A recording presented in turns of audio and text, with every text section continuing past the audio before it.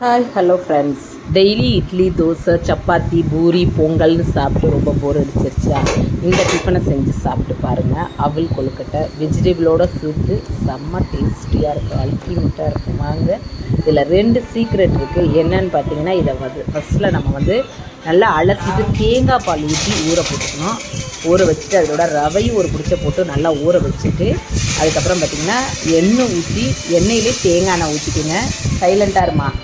தேங்காய் எண்ணெய் ஊற்றிட்டு வெங்காயம் போட்டுக்கோங்க, பச்சை மிளகாய், கேரட்டு, பீன்ஸு எல்லாத்தையும் போட்டு உங்களுக்கு வேணும்னா முந்திரி பருப்பும் ஆட் பண்ணிக்கோங்க. பசங்க சாப்பிடுவாங்கன்னா தேங்காய் ஒரு பிடிச்ச போட்டுட்டு நம்ம தேங்காய் பாலில் ஊற வச்ச அவல், வெள்ளை அவல், உங்களுக்கு சிகப்பு அவல் வேணுனாலும் எடுத்துக்கோங்க. போட்டு நல்லா கிளறிட்டு இதுலேயே உப்பும் நம்ம நைஸ் உப்பையும் ஆட் பண்ணி நல்லா கிளறிட்டு மல்லிதழை போட்டுக்கோங்க.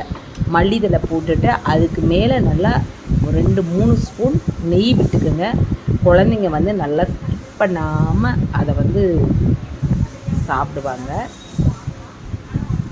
சூப்பராக இருக்கும், செம்ம டேஸ்டியாக இருக்கும். இந்த டிஃபனை செஞ்சு பாருங்கள். எங்கள் வீட்டில் எல்லோரும் ரசித்து சாப்பிட்டாங்க. நம்ம தேங்காய் பாலில் ஊற வச்சதுனால நல்லா ருசியாகவும் இருக்கும், நெய் விட்டதுனால நல்ல மணமாகவும் இருக்குங்க. நீங்கள் வீட்டில் ஒரு டைம் இந்த அவல் கொழுக்கட்டையை ட்ரை பண்ணி பாருங்கள். சிகப்பு அவல்லையும் நம்ம செய்யலாம்.